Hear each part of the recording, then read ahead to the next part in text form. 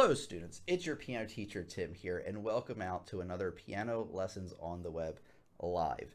During this lesson, I'm going to be giving you all sorts of helpful tips on learning and playing all the chords you need to play the piano. Now, for the lesson breakdown. Specifically, we're going to be reviewing all types of chords that you need to know, as I mentioned, which is where we're going to be spending most of the lesson. Whoa, there I am. Sorry, I appeared on my other screen there. I don't know if you could hear that. But anyway, we're going to review all the types of chords you need to know, which are triads, which are like major, minor, diminished, augmented chords, inversions, which is like where you change up the order of the notes. I'll show you what that's about. We're going to be reviewing 7th chords, and I'm just going to introduce you to 9th, 11th, and 13th chords. You won't see those as much, but it's important to know just generally what they're about. Of course, I'm going to give you a chord chart, a website. It's actually in the description that you can refer to in case you don't have all of these chords memorized. You want to see like a visual representation of them. Of course, I'm going to give you something cool like that. And then after that, I'm going to give you a great tip for memorizing the chords so you don't even need that chord chart to begin with. And then we're going to wrap things up introducing you to chord progressions, which could be a lesson all on its own, but I will introduce you to those today. So feel free to say hello in the chat with us live, and we'll just get started right here with the lesson. Let's get on to the first part. Okay, I want to bring up, I want to bring up something specific here. Here we go. All right, here we go. Now we can see the sheet music and play at the same time. Real quick, I just want to make sure everybody's joining good. Welcome, welcome, welcome, everybody. I'll leave a fat like if you want. And also, let me know if there's anything wrong with the sound or video at all, because that will help me out immensely. But here we go with chords, getting right into it. The first type of chord you should be aware of, actually the first types of chords are triad chords. And as the name implies, like, you know, triceratops, triangle, anything with tri, it has 3 notes. Now write this down, this is important. Each triad chord has what's called a root, which is the note, basically, think about that, the root like a root of a tree. It's like what everything else is based on. You have the third, which means all that third means is that it's 3 notes away from the root. And then you have a 5th, and guess what? Maybe you can take a guess that that note is 5 notes away from the root. Now there are quite a few different types of triads, and each has their own unique sound and flavor. I would become aware of these triads on 2 fronts. One, based on how they sound. You know, like all major chords sound happy, minor chords sound sad, diminished scary, augmented kind of mysterious. And then I would also be able to identify them based on their intervals between the notes. So let me explain. Every major triad, which was the happy sounding one, this is a C major triad, by the way. Every triad, major triad, sorry, is you start on the root, and then you count up 1, 2, 3, 4 half steps. Some people call them semitones. And then from there you count up another 1, 2, 3 half steps. So remember, you play the note, and then the pattern is 4, 3 half steps. And using that formula, 4 and 3, you can actually figure out a major chord on any note. So let's try D, for example. So remember, the first thing you do is you play your root, and then you count up 1, 2, 3, 4, and then 1, 2, 3 from the 5th, and play it. And like I said, you also want to be double checking, being able to identify these from sound as well. So you got to ask yourself, does that sound bright and happy? And hey, we're on major, and major is supposed to sound bright and happy. So you can use that to double check, make sure you're on the right path. Let's write some chords here on the sheet music.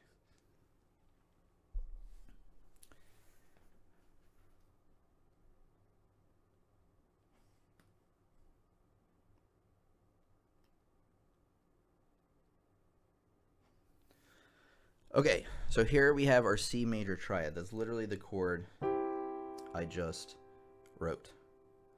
And triads, when they're in root position meaning that the root is on the bottom, kind of like a tree, that's going to look like a stacked snowman. And to show you kind of like what we were talking about a minute ago, the distance between these two is how many? 4 half steps and then 3 half steps. I'll actually write these as we go along and we'll review them at the end. Now we're going to talk about minor chords. This is very, very, very easy. First step, play a major chord. So let's do C.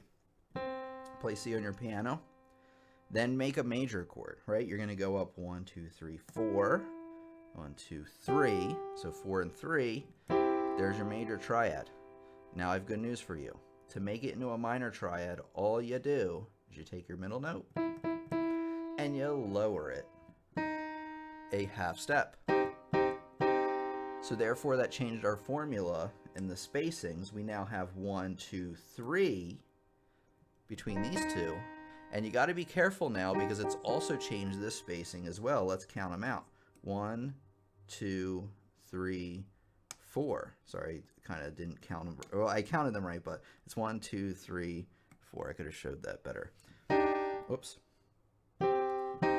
So now instead of 4 and 3, it's 3 and 4. So let me write down this minor triad so we all know what's happening here.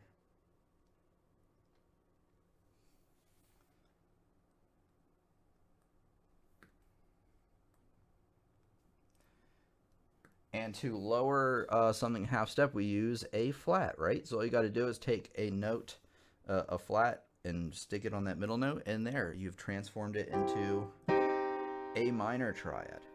But you must be, somebody please, Jeremy, can you take care of that spam? Thank you. Or Emma. Sorry, we're getting spam in the chat. So anyway, there's one thing you got to be careful of, and that is say we have that D major chord we played a second ago, right? We had our 1, 2, 3, 4, and then our 3, that pattern. And remember that kind of stuck us with a sharp note in the middle, so D, F sharp, A. So when we are turning this into a D minor chord by just bringing that middle note down a half step, that we have to be careful because it was sharp before. Our resulting note will be D, F natural, A. It'll look something more like this. So here is what it would look like major.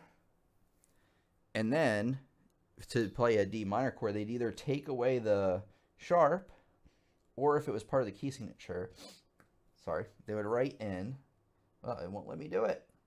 They will write in a natural sign, which will look kind of like a sharp if you broke off the ends there. So just careful that depending on where your starting note is, will kind of tell you whether you either need a flat in the middle of the chord or you need to natural it. Either way, the whole idea going major to minor is taking that middle note and dragging it down a half step. So let me write down our distances here. So remember, we're flipping it now. We got 3, and then that creates a little extra space at the top to get to 4 there. All right, diminished chords. It gets even easier, guys. So when you play a minor chord, actually let's go back to minor for a second. You have your root, you have what's called a flat third, and a fifth. So we had a regular third, flat third to make minor. Now, to get to diminished, which is, by the way, minor is a sad sounding chord. Diminished is a scary, like the train is coming for you, or the guy in the Scream mask is outside your window type of sound. And that is created by taking a major chord, you flat the middle into a minor chord, and then this time we're going to flat the top note as well, making a distance of 3 and 3 this time. It's called diminished because you're literally diminishing and bringing closer the notes that are involved. So let me write this down, show you what a diminished is, then we'll do augmented, and then I'll give you like a little routine on memorizing. I might show you the chord chart first, but let's continue here. Here we go. So let's do diminished.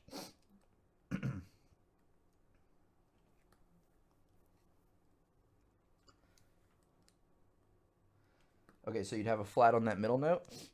It's over C, by the way. And you would take the top note and flat that one as well, bringing that down.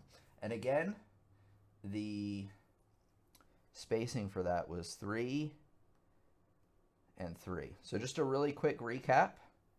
We had major chord, 4 and 3. Write this down. This is actually really important. Minor chord, 3 and 4. So we've shrunk the distance in the middle and then have a bigger distance up top. And then diminished is 3 and 3. Now we have augmented, which is one more type of chord. I would say it still definitely has a very tense sound. However, not as tense. More of a hanging, mysterious sound. Like there's a ghost now out. The ghost of the Scream mask guy is now haunting you outside of the window. I know you love the imagery. So augmented, the name augment, right, is to make larger. Augmented reality. You're like adding things to reality. So this time, instead of adding things to reality, we're actually adding distance to the notes. So let me show you what the pattern would be. So if diminished was 3 and 3, what do you think augmented is going to be? Feel free to leave it in the comments.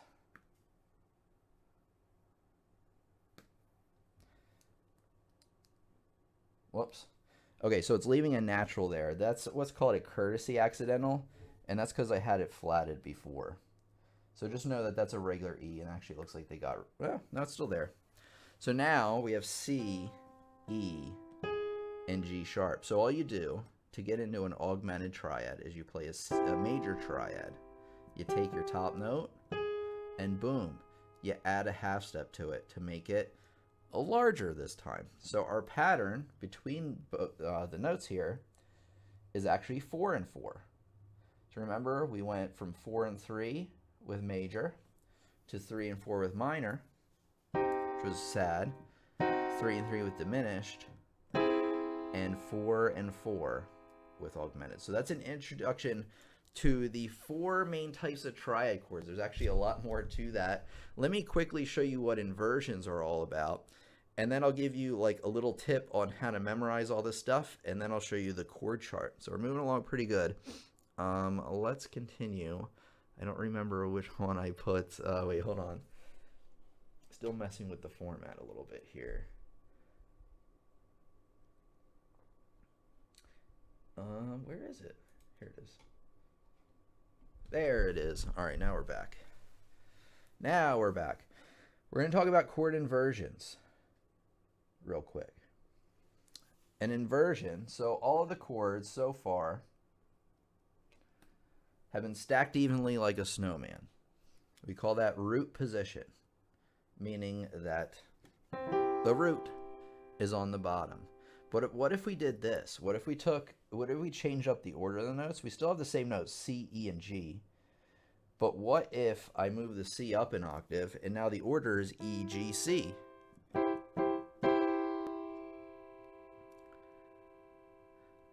So now you have switched up the order there. And we call that an inversion. So you literally have the same chord, you're just changing up the order. And you can actually do that again to invert it again. And if you invert it again, you're just back to root position an octave higher. Feel better, Emma. I'm sorry that you don't feel well today. And unfortunately, I can't get to everybody's comment right now. But thanks for coming by, for sure. We're going to keep going here. So we got, remember, root position. When you invert it once, this is how you invert it. This is like an easy trick. Is you take your chord, you take out the bottom note. You keep the 2 notes where they were. You take the bottom note out, you move that up an octave, and you just play the chord again. That's called first inversion.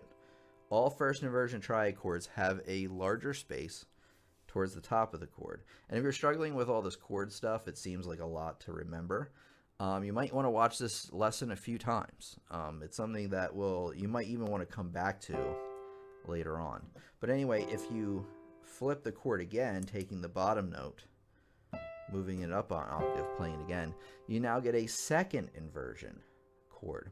So the most important thing to get out of this part is if they're evenly stacked, that's root position. So the name of the chord will be on the bottom. If it's any other way, there's like a gap somewhere, you know that there's some kind of inversion going on. So that's the most important thing you want to get out of this part. You can invert minor chords as well. Like I said, you have the same notes, you're just changing up the order of the notes. Now, let me give you a little bit of advice on how to memorize all this stuff. I can generally have students memorize all of their major chords within one day using this method. Are you ready? That is not where I wanted to go. What is going? Why are we being bombed today? Yo. It's time to ban. What is going on? They're already hidden from the channel. I don't understand. Anyway, I'm not going to spend too much time on it. Sorry, guys. We're just getting like bombed with, I don't know, some sort of weird stripping thing. Obviously, I'm not going to be showing the chat today. Anyway, let's get on to how to memorize all this stuff. So, like I said, using this method, I find that I can have a lot of students memorize all this stuff within about a day. So here we go. This is how you do it. You memorize chords based on their appearance. I know we shouldn't judge based on appearance, but with chords, it's okay because chords aren't people. So if you notice, there are different major chords that all share a same quality on how they look. And the first three that I introduced, these are all majors, by the way. We'll do minors in a second. The first three chords I have students learn are C major, F major, and G major. And why is that, do you think? Well, that is because all three of those chords don't involve using a sharp of any kind. So it's all three white keys. I call these the white key major chords. Remember, we're talking about chords, not people. So you got your three white key major chords, C, F, and G. And I would just practice those. Now, there's three chords with a sharp in the middle, meaning that you have a white key on the bottom, black key, white key. And those three chords spell out DEA, Drug Enforcement Administration. So D has a sharp in the middle, E has a sharp in the middle, and A has a sharp in the middle. So let's review it one more time from the top. You got your three white key major chords. Those were what? Those were C, F, and G. The ones with a sharp in the middle are D, E, A. Now we have another DEA one, but it's in reverse. This time, these three chords, again, you're going to want to watch this lesson probably a few times. These three chords have flats on the outside, or black keys on the outside, white key in the middle. Now, there are three of these. And again, they are D, E, and A, but this time it's D, D flat, E flat, A flat. So remember, D flat, E flat, A flat. Those all go together. Remember, D, E, A, the regular ones are the ones with the sharp in the middle, and then D flat, E flat, A flat have the flats on the outside. Sound good? Good. Now, there is one, no, I'm going to give you this one next. There are a pairing of two. They are brothers. They are twin brothers from each other. And that one brother is evil and one brother is good, I guess. So anyway, these are B major, and the pattern of this one is white key, black key, black key. So B, D sharp, F sharp. So that's B major. Kind of a weird one on its own. It's the only one like that. But here's its twin brother, B flat major. It's literally the opposite. You now start on B flat, and the pattern is white key, or sorry, black key, white key, white key. So before it was white key, black key, black key, black key, white key, white key, playing D or B flat, D, and F right there. All right, and then there's one by its lonesome, and this one is called the F sharp major chord. It is the only one with all three black keys. So F sharp, that's it. It doesn't have a twin brother. It doesn't have a sister. It's all on its own. It's a little orphan chord. So we're going to go over these real quick. We're going to see how well you remember. Okay, so the question I have for you is, what are the three all white key major chords? You can pause the video if you need, but they are C major, F major, and G major. C, F, G. And then the ones with the white key in the middle, or sorry, the black key in the middle, so it's white key, black key, white key, those three belonged in a group, and those were what? D, E, A, or I think of Drug Enforcement Administration. Just easy for me to remember it that way. The opposite of those are D flat, E flat, and A flat, and they all share the same characteristic of black key, white key, black key. The two evil brothers are what? Are B major, which is white, black, black, and then B flat major, black, white, white. And then, which is the weird one? Which is the orphan chord? Think about it, think about it, think about it. And then that orphan chord is F sharp major. Okay, got it? Good. So use that. Sorry, I have allergies going on. Let me just give me a second here. So use that to your advantage to learn and practice all your chords. I would go through this little routine, playing, them in groups together. And I would get through this, be able to get through them, obviously getting all the notes right first, but then being able to get them as quickly as possible and actually memorizing these. So right away I know F sharp's boom, the one on its lonesome. A is the one that has a sharp in the middle. G is all three white keys. I know them super duper duper well. Now these are all for the major chords, but remember earlier in the lesson I gave you good news, and what was it? It was that you can basically take a major chord and alter it, and just take like lowering the middle note, lowering the top note to create those other chords. So let's take a look at that. I picked the wrong one again. Here it is. I meant to press number 8. Here we go. Okay, now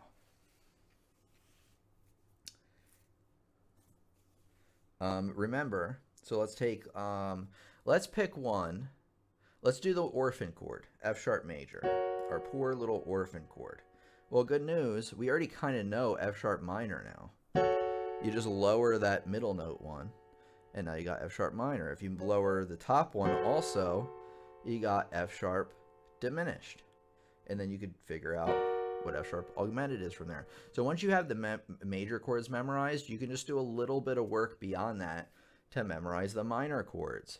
You can also redo the entire thing I told you with like how to memorize these, just with each different type. So let me do an example. When we were doing the 3 white key major chords before, those were in a group together. But now you can say, okay, I'm just going to play all 3 of those minor instead, and I know that now that those all group together. So what I'm trying to say is that when you have your chords, your major chords grouped on visual characteristics, like which keys are white or black, that translates over to the minor keys as well. So you're going to be learning them in the same groups. Hopefully that makes some sense. is this for beginners? This is for beginners, but I do recommend you watch this a few times. You want to basically know the following. Major chord's happy, minor chord's sad, diminished chord is tense, augmented chord is kind of floaty. This is actually a lesson, I think, too, if you're just starting out and it's like over your head.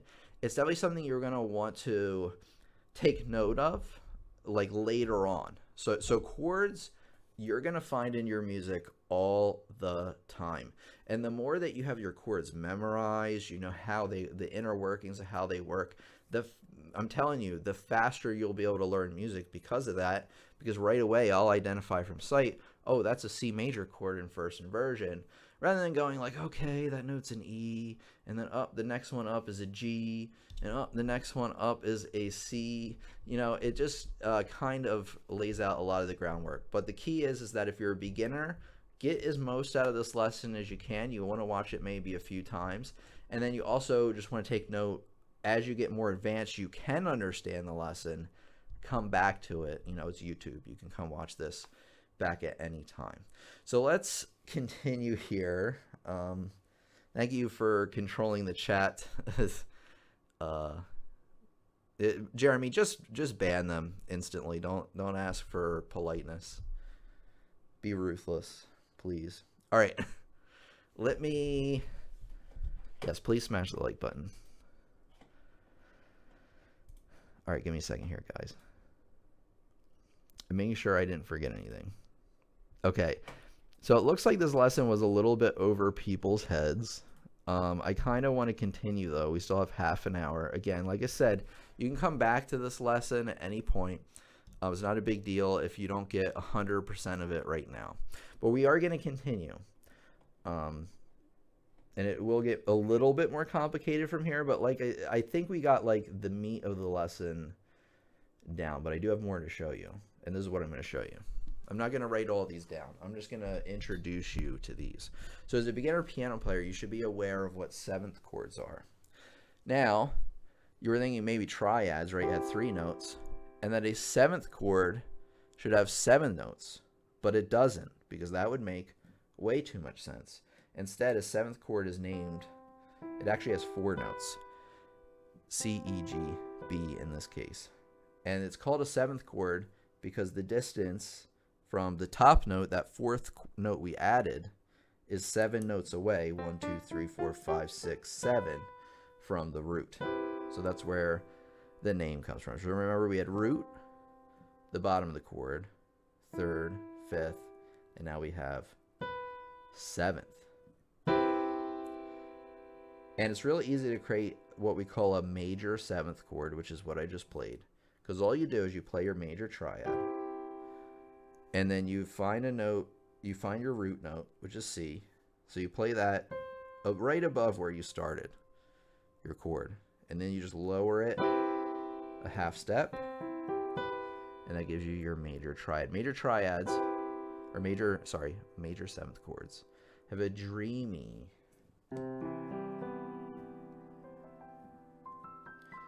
kind of quality to them. And that's all I'm going to say about that. I think 7th chords could definitely be a lesson all on their own. And actually, let me know in the comments if you would like me to do a lesson just on 7th chords, and I'll do that. I kind of am getting the feeling that some people, especially if they're newer, are kind of lost already. So I might make a separate lesson just on those. But let me know, and I can make it happen. So major 7th chords. And know that a 7th chord has 4 notes, not 7. So I think if you get that, you got, especially as a beginner, you got most of what this section is supposed to be about. Now, there's a bluesy type of 7th chord. So just know that there's one that's like dreamy, one that's bluesy. So if you ever heard me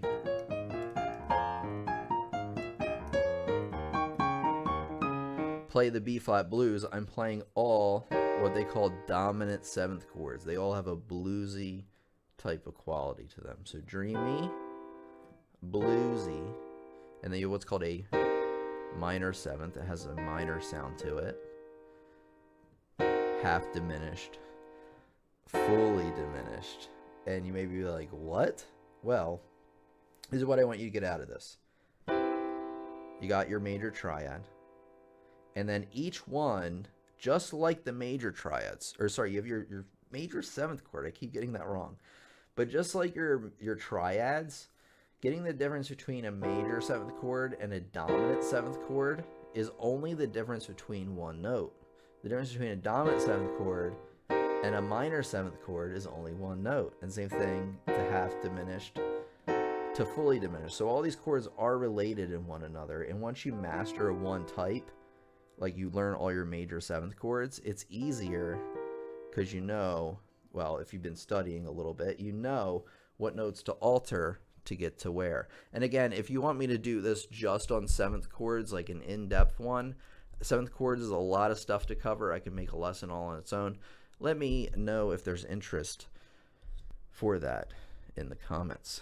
Sus2 chords I can explain. Let me explain sus chords for a second, since I do have somebody that has asked about it. So sus does not mean suspicious. It means suspended. And this is how you suspend a chord. So you have your C major chord. Play a C major chord real quick. Now what we're going to do is we're actually going to be displacing one of the notes temporarily, suspending it over.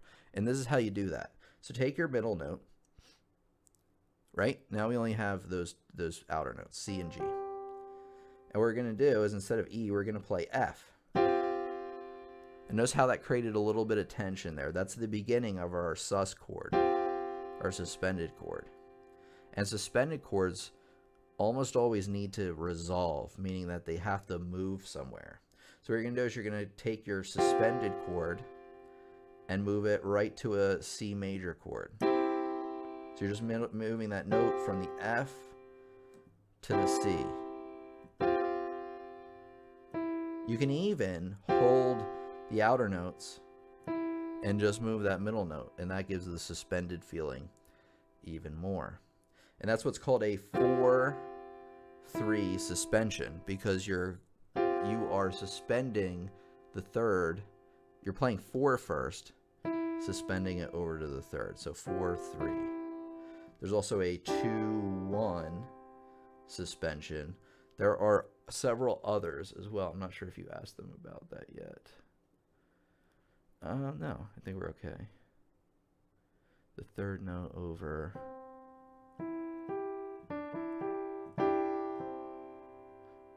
But yeah, that's what a suspended chord is about. I'm just kind of reading the comments to see if I missed anything. So somebody definitely does want a lesson on 7th chords. That's great. So you just lower third pitch. Did I get that right? I think so. Are you talking about, would you explain? Okay. Yeah. So you are actually replacing the third. You can actually even do it the other way. You can replace the third with a D as well, and then move it back up for like a 2-3 suspension type of thing. So yeah, you're temporarily replacing the middle note in that case. You are quite welcome. Lesson 7th chords and sus. So there are people that want a more advanced version of this. Okay. We'll see if we have time today, because we're a little over halfway there. I do have to leave or do something at 4-ish. So we'll see if we have time for that. I think we actually might, because all I got to really do is show you the chord chart. Let's do that now. So let me bring up the chord chart. It's actually in the description of this video. So if you go and you click on the description of the video, click more or show me more, and there's a chord chart there. Hopefully you guys can find that. And let me bring it up. Here we go. Yeah, so it should look something like this. So this is piano-keyboard-guide.com. Again, I have it linked for you in the description. There's actually a lot of different piano chord charts online, and they're all pretty decent. One thing I want to tell you about is if you take a look here, the first section is the major chords chart. They literally spell out all of the chords that we literally just talked about for the majors, right? So if you having trouble memorizing them, or you don't have them memorized yet, or you just need to double check, it's all written out here for you. And actually, they were really nice and even show you what each of these looks like on the piano. So if you didn't quite see where my fingers were placed for some of these, don't worry, they actually have you covered. Same thing with minors. And then they have the spellings, and then they have the charts as well. And then there's diminished and so forth. But yeah, this is actually a really good like free guide. There are some piano chord charts on Amazon that are pretty good that list them all out, like visually what each of them will look like. So, you know, be on the lookout for that. So I just want to tell you about that chord chart, because if you're new to this stuff, you don't have it all memorized, it's over your head, you want to take a look at that. That's a great reference. Again, a link is in the description for you. So let's continue here. But you know what? I really think we have a little bit more time, because I think that's the main stuff. Let me check.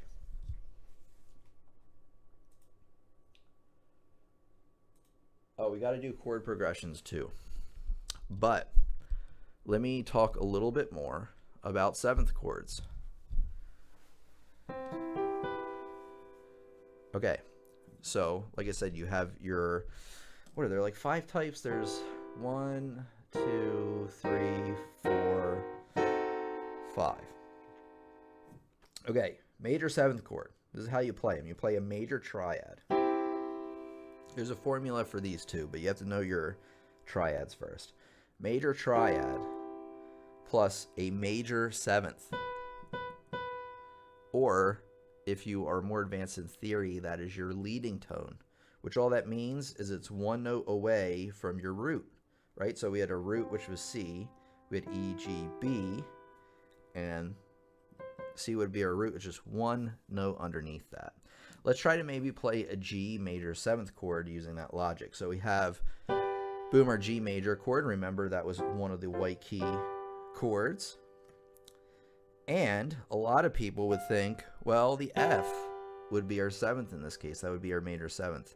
But that's not quite right. We need to do a little bit of double checking on this, because remember that our root is G.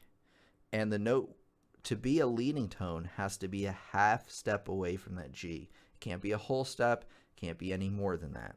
So if we take a look at our seventh here, F, well, is that a half step away from our root? Well, our root was G, right? So if we move the G up here, we're really looking between these two notes. And that is actually a whole step away. The seventh, the major seventh, should actually be right there. Another way you can think about this is if you're really good at like remember we were talking about the distances earlier, like you play the root and the next one's 4 up, then 3 up. You can use that same logic too to figure out that the last note, once you hit the 5th, is 1, 2, 3, 4. It's another 4 half steps above.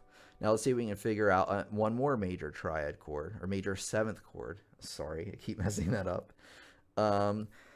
Let's do an E flat major seventh. Now let's play an E flat major chord. Remember, E flat, right? That was part of the D, E, A type of thing. So remember, they were all grouped together because they are black key, white key, black key. Now let's just take a little shortcut here. Let's take our 5th and let's count up 1, 2, 3, 4 half steps. And hey, we nailed it right away. And I also know that we're right because our root is E flat. So if we move it up an octave, those two notes to be a major seventh need to be touching basically. You know, they're only half step away from each other. So that's how you memorize all of your major seventh chords. The great news is it's just like when you're memorizing your triads, you know, based on, you know, like grouping them together based on how they look. Once you get all the major ones down, you can actually figure out all the other seventh chords. Like once you figure out the major sevenths, you can figure out all the rest of them by just altering one note or a few notes. So now we're going to talk about the dominant seventh chord. This is the bluesy one. So you have your root third fifth of a major chord like before. So we're still talking about using a major triad as our bass. But this time, instead of a major seventh chord or major seventh above, it's going to be a minor seventh. So now our pattern is going to be, you play your root, you go up 4, you go up 3, and you only go up another 3 from that fifth to find the dominant seventh. Dominant seventh, the flat seventh, by the way, is now a whole step away from your root. So if we take our G, for example, again, right? I remember where I said there has to have an F sharp at the top so that, you know, it's a half step away from our root. Well, the good news is if we're playing a G dominant seventh chord, we're lowering that. So in that case, that was actually the first chord we played when I plopped my note, when my hands were there. So you always got to be paying attention kind of like where the spacing is up top. And I think a surefire way is to just take that note, the next to last note, which is the fifth, and then just count up 3 or 4 half steps, depending on what you need. So that's the difference between a major seventh and a dominant seventh. Really easy. It's just one note. Now the minor seventh is easy too. You just go into a dominant seventh chord, but this time the bass of the chord on the bottom is minor instead. Same flat seventh though, or same minor seventh. So you got root, you got 3, then you go up 4, and then another 3. So the pattern is 3, 4, 3. So again, you can use your patterns to learn those as well. Half diminished, might as well go through the rest of these. There's only 2 more. It's really easy because once you're in dominant or minor seventh, excuse me, to get to half diminished seventh, you play a diminished chord on the bottom plus that minor seventh up there. And then to get to fully diminished, you're moving that top note down 1 more. Fully diminished, the notes are real close together. The pattern is 3, 3, 3. Got it? And actually there is no augmented seventh really. It's kind of a beast all on its own. Now, inversions real quick. So remember we were talking about earlier, you can change up the inversions of the chords. I recommend once you kind of master, you know, the chords based on their groupings like I told you, I would actually start playing the chords. I wouldn't just play the chord and move on to the next one. I'd play the chords and then play it in all of its inversions, because you will see the inversions in your music just as often as you would just like the root chord. I can't talk today as usual, but learn your inversions because you will see those just as often, I think is the point. Seventh chords also have inversions. You got to be a little bit more careful though, because there is another note to work with. But just like the triad, if you invert it enough times, you wind up back with a root position chord just an octave higher. So in a triad chord of 3 notes, you have a root, root position, first inversion, second inversion, and then after that you're back to root position. So the point is that with a triad, you have your root and then 2 inversions after that. But when you add a note for the 7th chord, it actually adds another inversion as well. So here's first inversion, second inversion, and then 7th chords actually have a 3rd inversion as well. And that's true with all the different types of 7th chords. And again, once you learn all of your 7th chords in root position, then go through, see, oops, see how fast you can play through those inversions. I need to work on playing it. That one's really hard to move my hands to, so I'd slow that down a little bit. But the point is you want to actually also learn your inversions as well. I want to wrap up today's lesson. We still have some time left, which is great. I have a few announcements here after this little bit at the end, but I still have more to teach you. I want to introduce you to chord progressions. Somebody gave me money.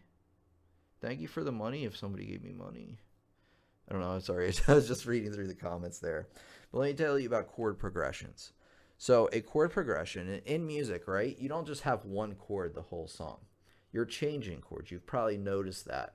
And the pattern of chords in which a chord goes through during a song, like the different patterns, that is called a chord progression because it is a progression of chords. Now, there are a whole set of rules to chord progressions all on their own, which we won't get to today. That literally would be like another hour all on its own. I thought the seventh chords would be, a whole nother hour, but definitely the progressions. But let me show you like a little bit about progressions. So first off, you're going to find this progression the most in your music. 1, 4, 5. Hey, those were all the white key major chords.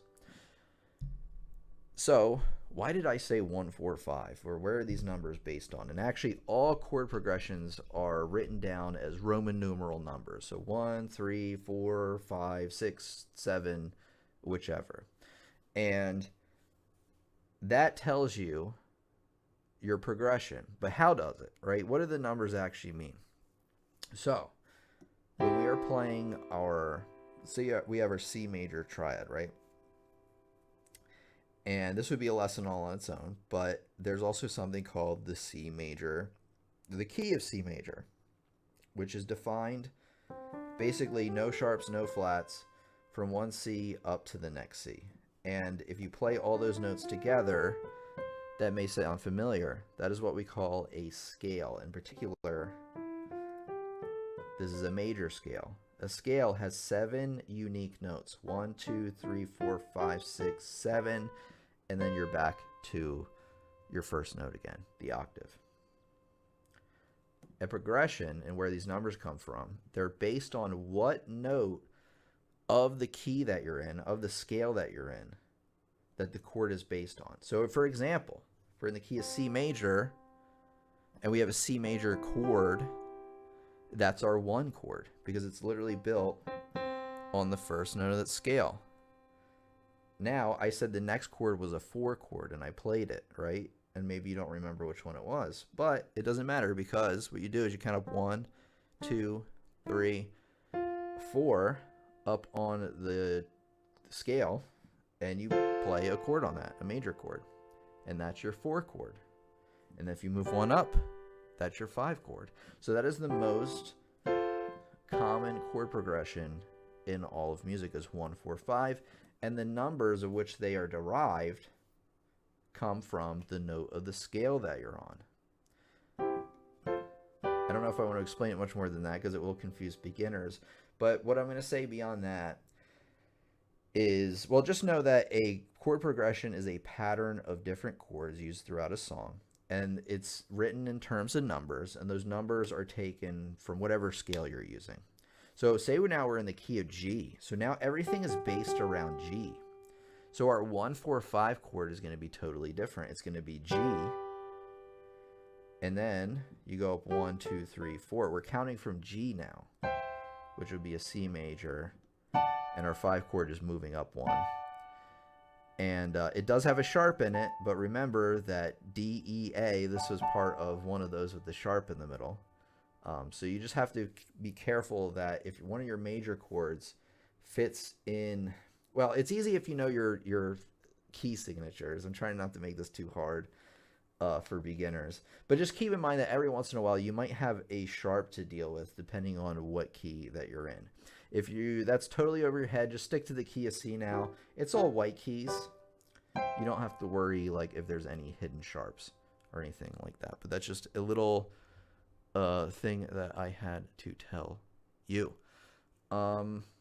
Okay. Yeah, that's all I really want to talk about with chord progressions. Chord progressions can get really complicated. It's its own music theory beast, you could say. And if you want me to do a lesson on chord progressions, I actually do have some on the channel, but I'd be more than happy to oblige. Just let me know in the comments. So let's wrap up here. We're not leaving yet. Let me kind of just get in position here. So how's everybody doing today? Please give a lesson. So there are people that want a lesson on progressions as well. This is excellent. This is excellent. Okay, I'm just looking through the comments here. Oh, some people are picking up a Yamaha P145. That's a good instrument. But let's continue. I'm not going to spend too much time on the chat today. I just want to say hello, you know. And let's see what we got here. I do have some more things to show you. Okay, real quick. So I bring this up every live lesson that we have. Let's get this into a good, where it takes up a good amount of the screen. There we go.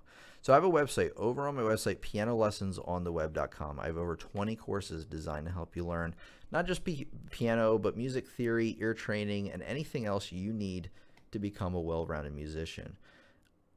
I do cover some stuff we cover here on the channel, but in more detail, but I also cover a lot of things that I haven't covered on the channel yet, especially in the detail that I cover in the courses. Now, these are great. The main benefit, so the main question I always get when I pitch the courses or tell people about the courses is, Tim, what's the difference between the courses and the YouTube channel? You already have like 1,000 YouTube videos, so what am I going to get out of the courses? Well, I'm glad you asked, so let's continue here. The main thing you're going to, actually, I'm going to put it in my own words. I'm not even going to read from the website. In my own words, the benefit of the courses over the YouTube channel is that the courses are more well structured, they're more in depth, and they also include like supplementary material to help you practice and understand the topics a lot better. So let me explain. So courses are divided usually into about 5 units apiece. In each unit, you're going to be introduced to a set of core topics for that unit. And you'll be given like PowerPoint notes to follow along with, and you will also be given like exercises to practice around what you're learning for the unit. You'll have assignments based around the unit that you're learning and activities based around the unit that you're learning. So you're going to be learning topics, but then you're also going to get the opportunity to practice and master those topics as well. So these are much more fleshed out. Like on the YouTube channel, a lot of times I'll cover like a topic, and then the next lesson is going to be something different, moving on to the next one. These are drilling down really in depth, also covering, like I said, some things I haven't covered on the YouTube channel. So if you, especially like whether you're looking for a really solid foundation as a beginner or you're looking to advance your skills, I have courses here on the website that will help you do just that. You can, of course, contact me at any time with any questions you may have, and I'll be happy to answer them for you. You can learn at your own pace, so the courses do not expire. I do get that question as well. So if you sign up for them, something happens next month, you know, you break a leg, hopefully you don't, or something happens and you're like, man, I wasted my money. Like, now the courses are going to expire. No, you don't have to worry about it. The courses will be waiting for you when you come back. And you can take the courses, of course, on your favorite device. And yeah, I think that's like the main things I wanted to cover with it. So if you're a big fan of what we do here on the channel, you're going to love the courses. It's a great way to both invest in your own music education and the channel as well, because it's through the people that have signed up through the website. It's a big reason why we're still here, going stronger than ever. Like without that support, I would not have been able to make this into a career or a business. So I thank all the people that have signed up through the website. But again, you're investing both in your own music education and what we do here on the channel. So everybody, of course, wins. And one thing I want to tell you about is you can sign up for courses individually if you want to through the Buy Courses page. However, I don't recommend that. I mean, you can do that. There's no drawback to doing that. But you take a look, individual courses are $29.99 a piece. But in the packs, which include multiple courses together, you can see that the beginner's pack is just $32.99. So it's just a little bit more than the price of one course. You're getting 4 courses in one. Same thing with the intermediate pack and advanced pack. The only difference is that they're a little bit more expensive, but they include a lot more courses. And then, of course, the best deal on the website is the all-course access with everything on the website. So, say you're interested in this all-course access. So each of the packs, little description, but then there's a listing of the courses that are included with it. And you can click on any of the courses It'll take you to the course description page, like what the course covers, what you need to know.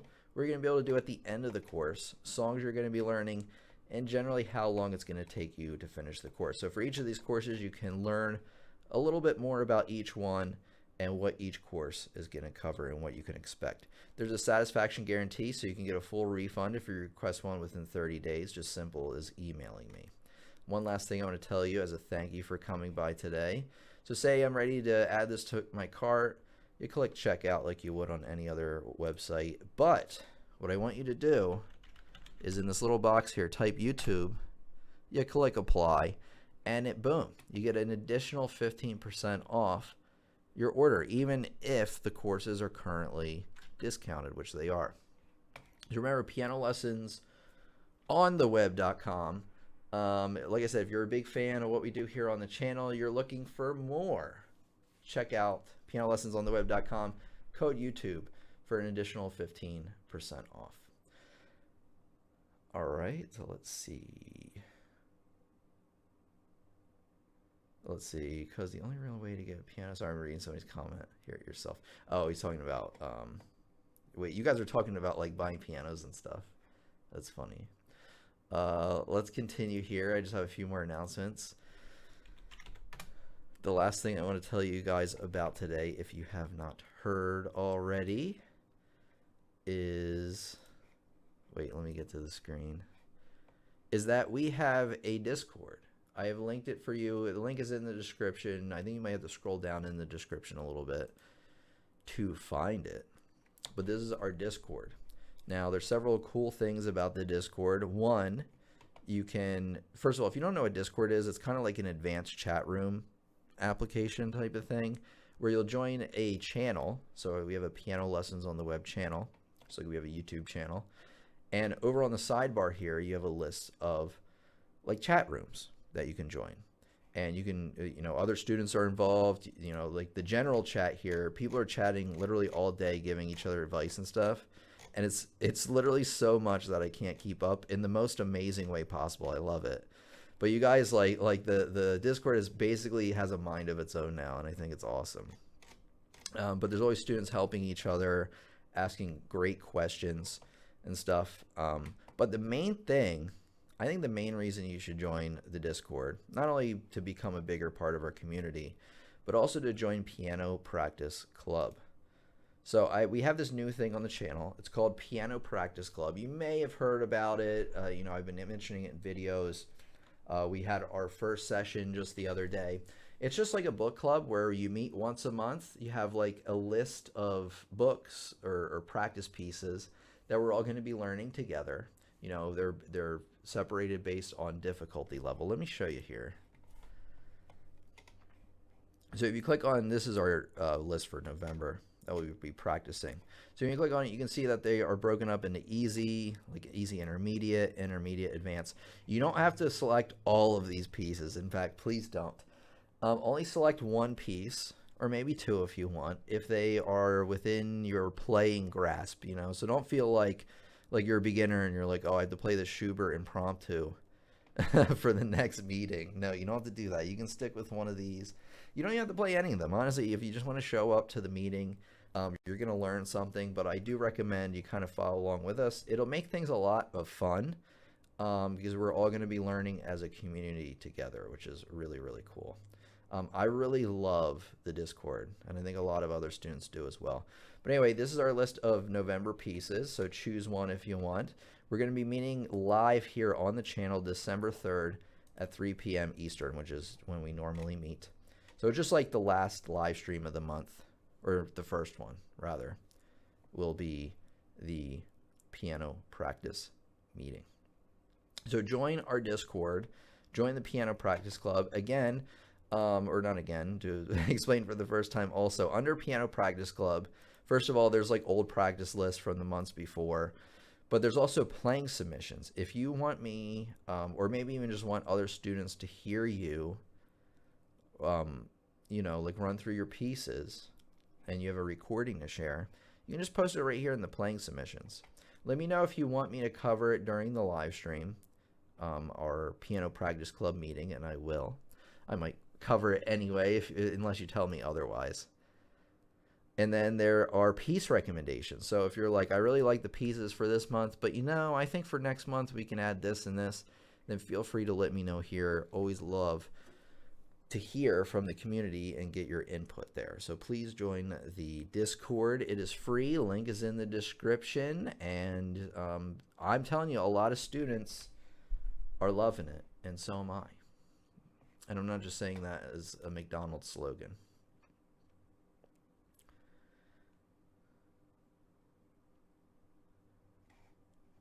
Discord had a monster in the chat. I know a few days ago we did. I do not offer Skype lessons, unfortunately. Nice stream. Thank you so much, everybody. All right, everybody. I think I am going to end it for today. Make sure to watch more of my videos. We dropped a new lesson this morning. If you have not seen it, please do. Let me kind of show you what it looks like. And then we'll adjourn for today. The lesson, by the way, people did like, so you will probably like it. Actually, if you're a self-learner, you're going to get a lot out of it. So if you go to the main, I'll link it to you guys in case you didn't get it. So you go to the main channel page, you can scroll down here, and this is the lesson that came out today, How to Thrive as a Self-Taught Piano Player. So let me grab you guys a link. I'm just going to link it to you here to kind of adjourn for today. So link to self-taught tips. So please watch that next. Watch it all the way through if you haven't already. Not only will you learn the most doing that, but it also helps out the channel as well. So thanks everybody for coming today. I wish I could have shown a little bit more of the chat, but there was some weird stuff going on. Didn't want anything inappropriate showing up if possible. Thank you to my mods, Emma and Jeremy, and anybody else who kind of keeps things clean in here, especially Emma, who I know helped keep our Discord together over the last couple weeks. So thanks everybody for coming by. It's been your piano teacher Tim here. Remember, piano lessons on the web, code YouTube for 15% off. And I'll see you next Friday or Saturday for a live stream. I'll make sure to post it ahead of time so you guys know what time. So anyway, been Tim here. Tim out.